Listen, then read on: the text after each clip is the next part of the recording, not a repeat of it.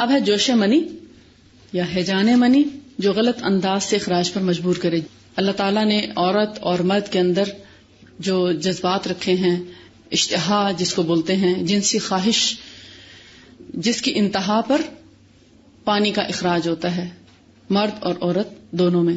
مرد اور عورت کے اخراج کو منی ہی کہا جاتا ہے، لیکن مردوں کو عموماً خواب میں بھی احتلام ہوتا ہے جس کے نتیجے میں منی ہی خارج ہوتی ہے. اور اسی طرح خواتین میں بھی اگر سیکشل انٹرکورس کے یا سیکشل قسم کے ان کو اگر تھاٹس آئیں، اس کے انتہا پہ بھی یا سینٹیمنٹل ہونے پہ پانی کا اخراج ہوتا ہے جس پر غسل لازم ہو جاتا ہے. کسی خواب کی صورت میں یا کسی خیال کی صورت میں اگر آپ کو ویٹنس فیل ہوتی ہے تو پھر غسل کر کے ہی نماز پڑھنی چاہیے.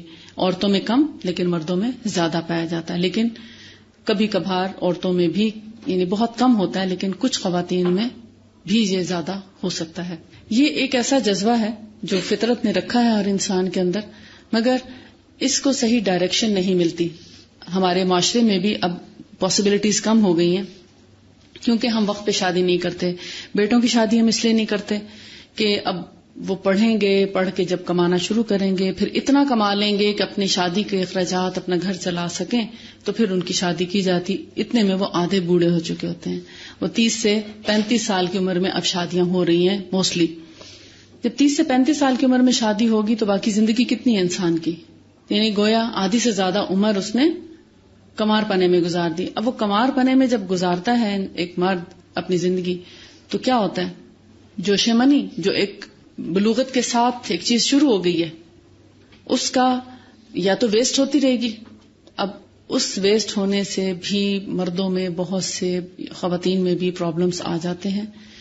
پہلے تو فزیکل پرابلم ہوتے ہیں، پھر آہستہ آہستہ سائیکولوجیکل پرابلم ہو جاتے ہیں، اور اس کا اینڈ ریزلٹ کیا ہوتا ہے کہ وہ بالکل بیکار ہو جاتے ہیں. ان میں وہ جو خواہش ہے وہ تقریباً ختم ہو جاتی ہے. لہذا وقت پہ شادی کرنا اور اس اخراج کو مناسب انداز میں خارج کرنا ہی صحت مندی ہے. بہرحال جوش منی، ہیجان منی جو غلط انداز سے اخراج پہ مجبور کرے، یعنی اگر تو آپ شادی کا بندوبست کر دیتے ہیں، نکاح کا بندوبست کر دیتے ہیں تو کیا ہے؟ یہ صحیح طریقہ ہے اس منی کو خارج کرنے کا. اور نکاح کے علاوہ جتنے طریقے ہیں وہ سب غلط ہیں، حرام ہیں. اسلام نے اس پر پوری طرح بین لگایا ہے اور اس کی قطعاً اجازت نہیں دی.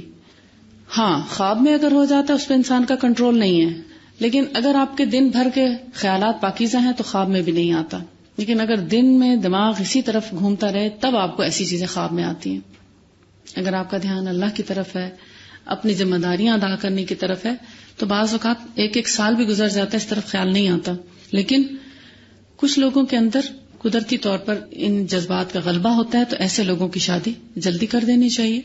اب بعض اوقات رشتہ ہوتا ہے اور مرد جو ہے وہ صحیح مرد نہیں ہوتا یا نامرد ہوتا ہے، یا اس کی جو ڈیزائرز ہیں وہ ختم ہو چکی ہوتی ہیں، تو ایسے میں اسلام نے اجازت دی ہے کہ ایک عورت کے اندر اگر ایسے جذبات زیادہ ہیں تو وہ اس سے طلاق لے کر کہیں اور شادی کر سکتی ہے، یا گھر والے اس کی شادی کروا سکتے ہیں، نکاح کرا سکتے ہیں.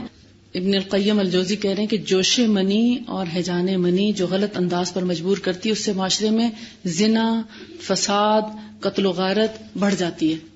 اور اگر ہم اس کو ایک جائز انداز کے اندر رکھیں تو پھر یہ چیز جو بہت سے سٹریس، ڈپریشن اور بیماریوں کی وجہ بنتی ہے، یہ وجہ ختم ہو جائے.